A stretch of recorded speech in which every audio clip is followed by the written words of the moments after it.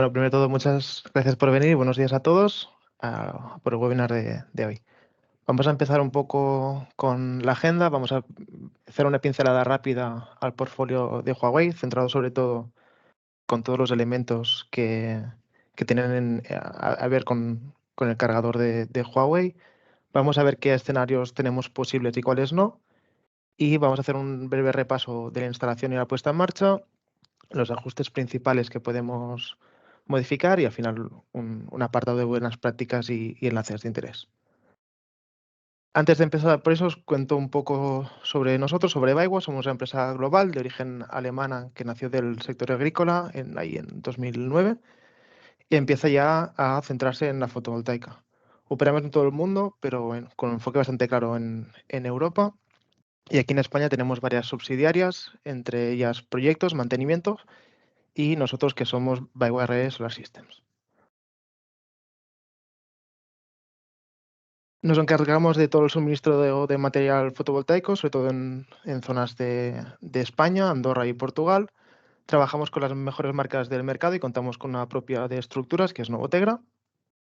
De hecho, tenemos un departamento dedicado de Novotegra para poder dar un mejor servicio a los instaladores y poder dar visibilidad a esta solución. Tenemos también una webshop donde podéis consultar disponibilidad, tanto actual como futura, de nuestros productos, encontrar toda la documentación técnica, fichas, manuales y garantías. Y tenemos el almacén principal en Tarragona y además podemos solicitar material, además de delegaciones de otros países que si necesitamos algún stock en concreto.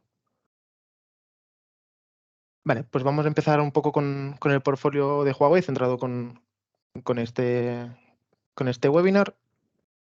Empezaremos con los inversores híbridos que tenemos de Huawei. Estos son seguramente conocidos por todos. La gama L1, que es una gama de inversores híbridos y monofásicos, que van de una potencia de 2 a 6 kilovatios. Y los inversores trifásicos, la gama M1, que van de 3 a 10 kilovatios. Seguimos con los equipos de comunicación.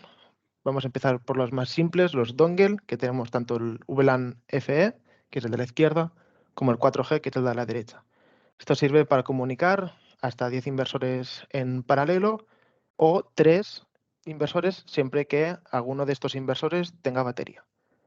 La certificación 0 está certificada siempre que haya un único inversor por instalación. En caso que haya más de uno, deberemos pasar sí o sí al SmartLock, que es un equipo mucho más potente a nivel de comunicación. Puede hasta 80 inversores en paralelo las gamas A01 y A03 y hasta 150 inversores en paralelo la B02. Con la misma restricción de antes. Si tenemos algún inversor que sea con baterías, tendremos un máximo de 3 inversores. En este caso, con el Smart Logger tenemos certificación de inyección cero independientemente de la cantidad de inversores que tengamos en la instalación. Vale, con los equipos de medición tenemos el TDSU, que es nuestro medidor monofásico de medida indirecta, por lo tanto lleva unas pinzas toroidales que ya vienen incluidas, son de 100 amperios y únicamente podemos trabajar con ese tipo de pinzas, no podemos modificarlas ni poner otro tipo. El hermano trifásico, el DTSU 666H, que es un medidor trifásico indirecta y con transformadores de hasta 250 amperios. Como hemos dicho antes, igual vienen en la misma caja y únicamente podemos utilizar esos transformadores en este medidor. Esto es un problema en algunas instalaciones, sobre todo las más grandes, ya que las pinzas toroidales que trae este producto a veces quedaban pequeñas o no se podían amoldar correctamente a las instalaciones reales que teníamos. Y entonces Huawei sacó el bastante ya nuevo DTSU 666HW, que también es un medidor trifásico. Es un medidor de medida directa, así que sin piezas toroidales podríamos llegar a medir hasta 80 amperios en el punto frontera. Y si necesitamos utilizar pinzas transformadoras, podemos utilizar cualquiera que sea X/5 amperios. Eso significa no vienen incluidas en la caja, así que es mucho más adaptable y podemos trabajar con cualquier otra pinza que tengamos en el mercado.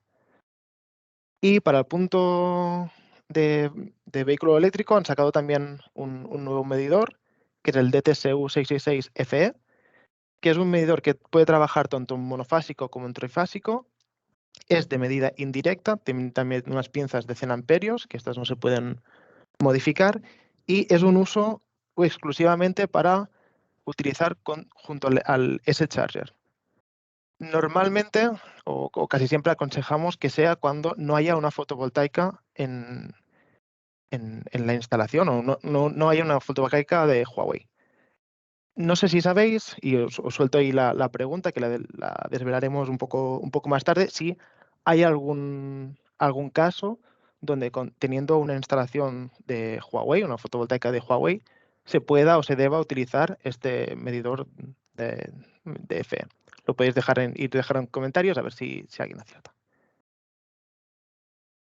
Vale, vamos con los equipos de almacenamiento. Seguramente todos los conocéis, las Luna, que son las baterías que funcionan con los equipos híbridos que he comentado antes, con los L1 y los M1. Son de litio ferrofosfato, tiene una garantía de 10 años y de más de 4.500 ciclos.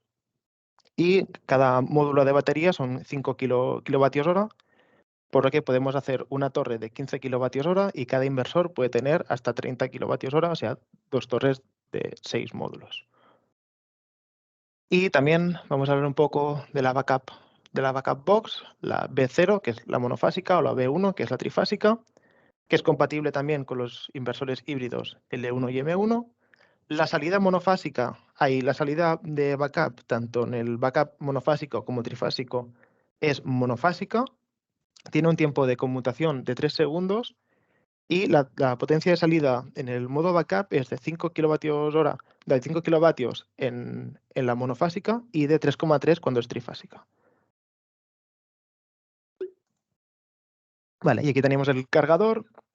Tenemos dos versiones, la de 7 y la de 22, mono y trifásico. A su vez, la potencia de carga es desde 1,4, que es el mínimo que pueden cargar los vehículos eléctricos, que son los 6 amperios, y una máxima de 7,4 o 22 si es mono o trifásico. Aunque tengas una instalación monofásica, se podría conectar un medidor, hay un cargador trifásico. No tiene cable, viene con un socket tipo 2 y no lleva cable, pero lo que sí que se puede hacer es un bloqueo del socket por vía software, para así poder dejar el conector enchufado y que no se pueda sacar del socket, indiferentemente de si está conectado o no. Así que con una versión con un bloqueo de software podríamos hacer o convertir este cargador con un cargador de cable.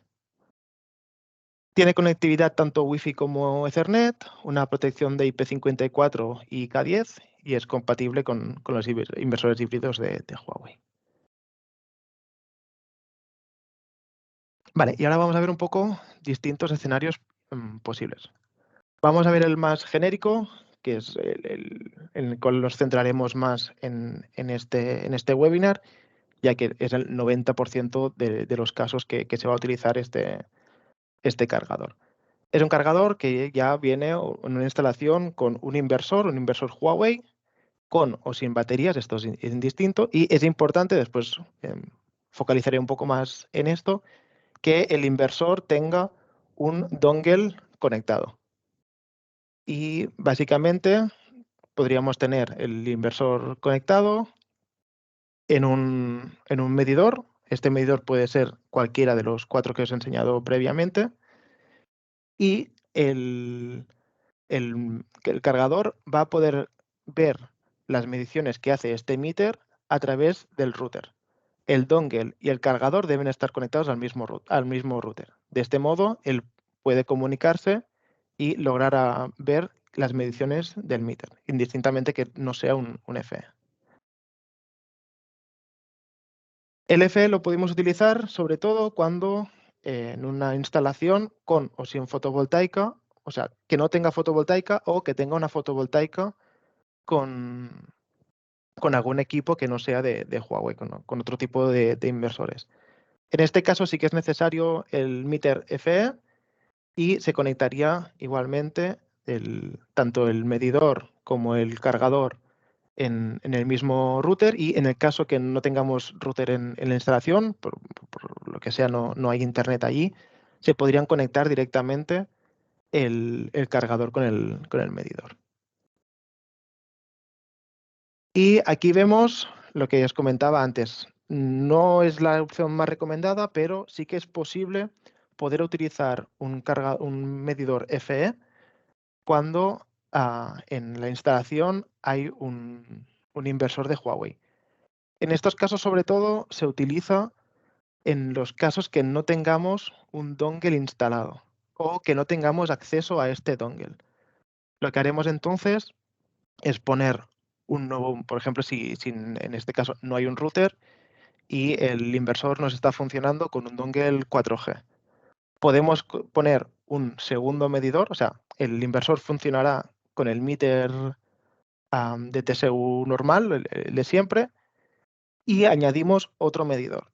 Esto no es una práctica que aconsejamos. De hecho, si tenéis alguna instalación que se parezca, os recomiendo siempre que nos escribáis o nos llamáis a nuestro teléfono, pues os diré cuál es, porque no es una instalación tipo y es algo que siempre que podamos, que podemos, pero intentar poner el dongle en la instalación y la va a simplificar y nos va a dar muchos menos problemas. Y aquí vemos en las tres esquemas de funcionamiento de este cargador. En todos ellos hemos visto que únicamente tiene un cargador por cada instalación. El cargador no es capaz de balancear cargas con otros cargadores. No puede ser uno maestro y otro esclavo, como si hacen otros fabricantes. Si sí o sí necesitamos poner, eso seguramente van a sacar un nuevo hardware que va a hacer posible el balanceo de cargas entre cargadores. De momento, y si sí o sí necesitamos tener dos cargadores, una opción que se puede hacer es poner un cargador, como hemos comentado antes, y otro cargador que funcione sin meter y sin estar conectado al resto de la instalación a nivel de comunicaciones. Y de esta manera le podemos poner que cargue a una carga fija, seguramente bastante baja para no poder que no nos salten diferenciales ni poder sobrepasar la potencia contratada de la vivienda, y así poder tener los dos cargadores a la vez. Lo único que tendremos uno con todas las balanceo de cargas y todas las aplicaciones de software que está pensado para tener, y el otro teníamos ciego y que únicamente nos va a cargar a una potencia concreta.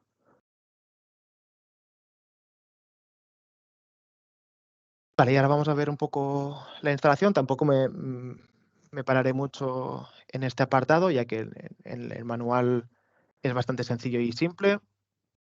En el manual ya vemos que tenemos una, una tapa trasera que se desmonta deslizando hacia abajo, y esta misma tapa nos puede servir como plantilla para hacer el montante de los agujeros, y así ya no tener que tener otra plantilla extra ni ir midiendo la distancia entre los puntos. Yo os recomiendo siempre que conectéis o instaléis el cargador lo más alto posible, sobre todo que sea un poco más alto que el coche, ya que es posible que, pues, entrando de manera rápida, algún día que estamos un poco más despistados, le podamos dar un golpe, y aunque tenga una protección bastante alta, siempre es mejor prevenir estos golpes. Si necesitamos conectar por cable de Ethernet, tenemos aquí una entrada específica para ello, y las entradas de alimentación las podemos hacer desde la parte de arriba o desde la parte de abajo, podemos escoger. Y en la propia caja viene una plantilla de pelado para poder pelar los cables exactamente a su medida, y que la instalación ya quede limpia y con las medidas exactas. Aquí vemos cómo realizar la conexión de alterna, sobre todo pues que quede todo bien fijado, y podemos utilizar, como vemos, pues en monofásicas, en bifásicas y en trifásicas. Y finalmente, una vez ya hemos hecho tanto la conexión de alterna, vamos a poner los tapones para garantizar la estanqueidad y la protección IP y conectar vía cable de Ethernet, si hiciera falta, con el router, si no se puede hacer vía Wi-Fi. Vale, vamos con la puesta en marcha. Primero de todo, antes de hacer la puesta en marcha, es importante actualizar el dongle de la vivienda. Eso se puede hacer de manera presencial. Si vamos a la instalación, desconectamos por 30 segundos el dongle y lo volvemos a conectar y entonces nos va a aparecer que este dongle ha generado una red Wi-Fi y podemos entrar a él como si fuera un dispositivo. Nos iremos a mantenimiento, aquí Upgrade, y vamos a seleccionar el paquete. Este paquete es importante que la versión de software empiece por V200. En este pone V100, esto sería una versión antigua, pero para que el cargador pueda tener todas las ventajas que está diseñado para hacerlo, es importante que el dongle tenga una versión de V200. Entonces, este paquete de actualizaciones, aquí nos va a pedir un archivo, nos lo tenéis que pedir previamente a nosotros y os pasamos la versión más actualizada. Esto de aquí, si es una planta que ya sea una planta existente, que ya tenéis instalada, es mucho más fácil y yo lo recomiendo hacer directamente desde Fusion Solar. Así nos evitamos perder tiempo en el desplazamiento y podemos ya realizar la actualización en vía remota.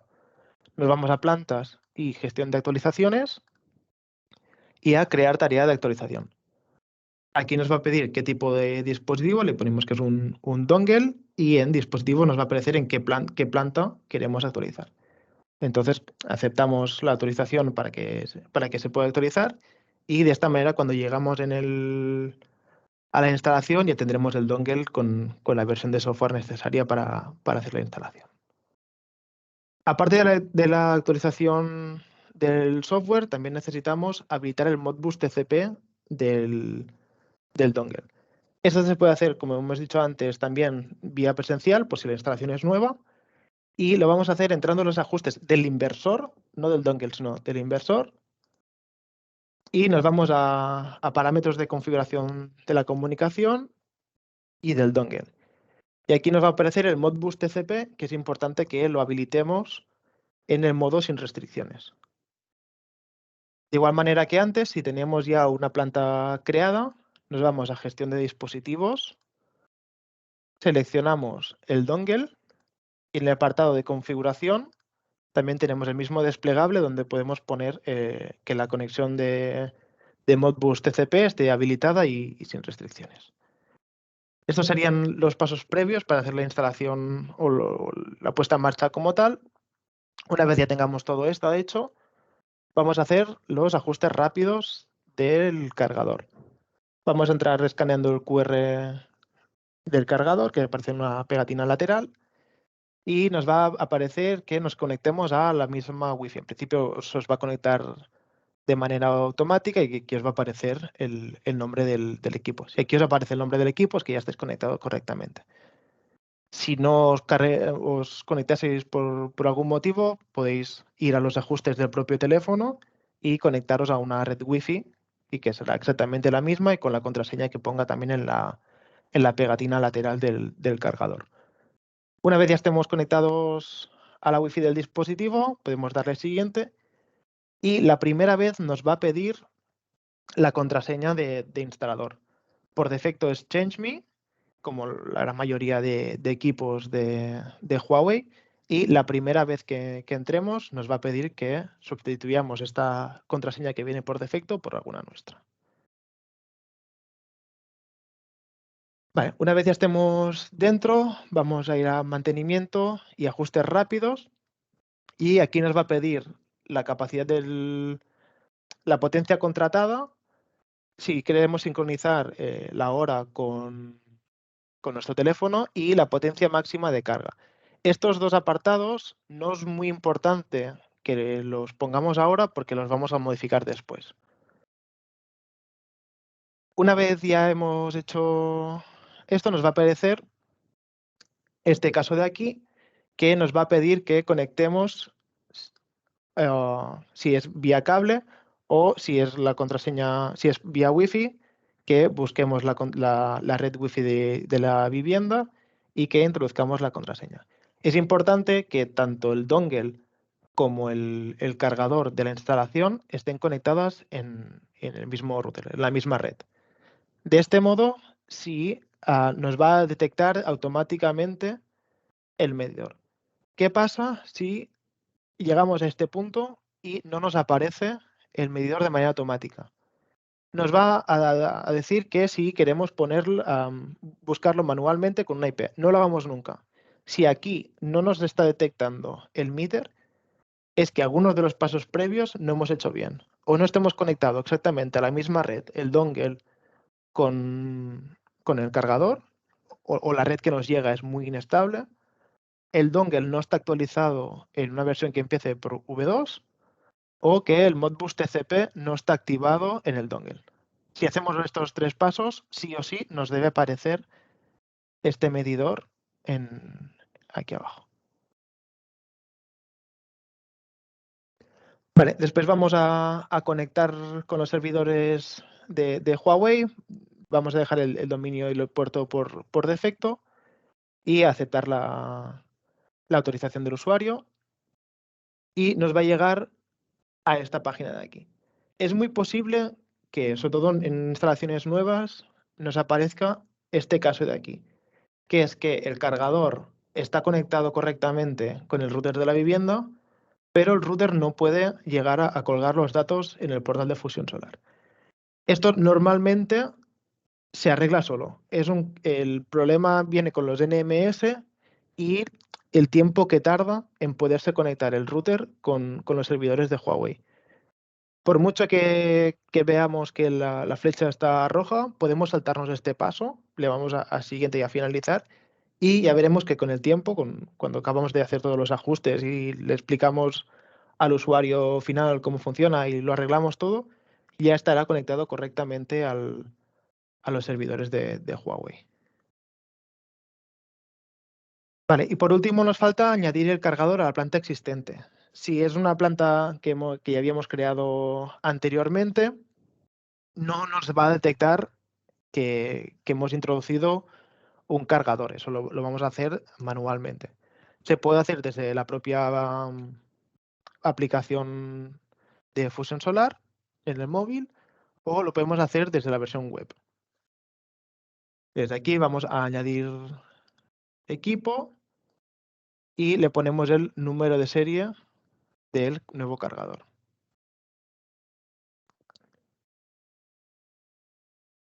Vale. Y ahora vamos con los principales ajustes. La puesta en marcha ya estaría hecha. Y ahora vamos a mirar sobre todo los ajustes de potencia, que esto es lo que la gran mayoría de veces lo que más nos llamáis o cuando más tenéis dudas. El sistema de puesta a tierra, que esto no se debe modificar, y vamos a traducir un poco estos nombres porque con la traducción al español quedan un poco ambiguas, así que mejor dejarlo un poco claro. La capacidad del disyuntor principal es la potencia que tenéis contratada en la vivienda. Esto nos va a servir para poder hacer la carga dinámica, saber qué potencia tenemos contratada y entonces como puede el cargador ver cuándo está importando o exportando, puede ir balanceando para no sobrepasar nunca esta potencia contratada. La corriente de carga si el cargador está desconectado del contador, básicamente es si por algún motivo falla Internet. Si falla Internet tenemos algún problema local y queremos seguir cargando el cargador, el coche. Entonces, aquí es la carga máxima que se puede cargar el cargador cuando esté ciego y no pueda ver las lecturas del meter. Se recomienda que no sea una carga muy alta porque es posible que entonces podamos sobrepasar la potencia contratada. La potencia dinámica máxima es la potencia total con la que queremos cargar el cargador. Y bueno, esto no le he dicho todos los que tienen el punto verde, que de momento son los tres que hemos dicho hasta ahora. El usuario final, con su aplicación, puede ir modificando. Es por si, por ejemplo, modifica la potencia contratada, el propio usuario puede modificar este límite. Si quiere que cargue a una mayor potencia cuando no hay comunicación con el emitter también, y la potencia con la que está cargando actualmente el cargador. Este seguramente en casi cada carga va a modificarlo. Este es importante, que es el límite de potencia máxima de la instalación del cargador. Este es un parámetro que el usuario final no puede modificar. Es el límite que como mucho va a cargar ese cargador. La gran mayoría viene dado por la instalación. Si por algún casual hemos tenido que tirar cable de 5 milímetros y vemos que o las protecciones únicamente llegan hasta unos amperios máximos, podemos limitar para que, por mucho que el usuario modifique todos los ajustes de potencia, nunca sobrepase la máxima permitida por la instalación que hemos hecho nosotros. Esto en otros fabricantes se puede modificar con un pequeño switch que viene integrado en la placa del cargador con una flechita que va rodando y vas poniendo la potencia máxima. Pues aquí se puede poner, pero vía software. Este es un dato totalmente visual, te detecta qué tipo de cable estás conectando al cargador y te dice qué potencia máxima va a poder cargar. Si utilizamos un cable que por cierto motivo nos está limitando o nos va a limitar que la potencia máxima, aquí lo vamos a ver que es porque el cable no es el adecuado. Y la potencia de carga dinámica, que es para habilitar el balanceo de cargas, que esto recomiendo siempre tenerlo activado porque es lo que le da un poco la inteligencia al cargador. Vale, y aquí vemos un poco los ajustes que puede ver el usuario final. Importante deciros que el usuario final desde Fusion Solar no va a ver lo mismo que ve un instalador.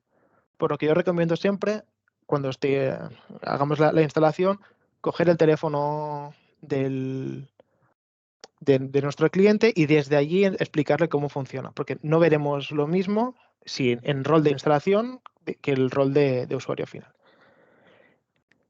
Y entonces va a ver aquí su planta, aquí si da el cargador, puede poner una carga programada, que puede elegir qué días y qué horas quiere programar la carga y si quiere hacerlo con excedentes o no. O si quiere directamente cargar ahora, que también después le aparece si quiere hacerlo con excedentes o directamente al máximo de la potencia.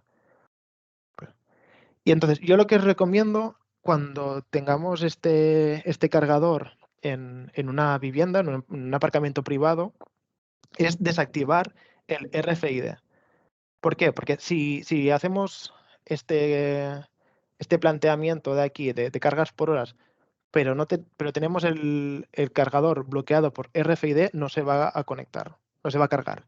Entonces, desde la propia vista de usuario final, desde el cloud, aquí podemos ver en ajustes avanzados el Identity Authentication. Para mí es bastante importante desactivar esta opción, porque si el parking es público es muy interesante tenerla, pero si el parking es privado nos va a dar más problemas que ventajas. Vale, y hasta aquí un poco el resumen de nuestro webinar. Vamos a acabar un poco con las buenas prácticas y enlaces de interés, así un poco más genéricos. Cuando tengamos algún problema, bueno, es una genérica que no debemos hacer. En este caso, si no funciona, lo que hacéis muchos, lo sustituyo por uno nuevo y si no funciona,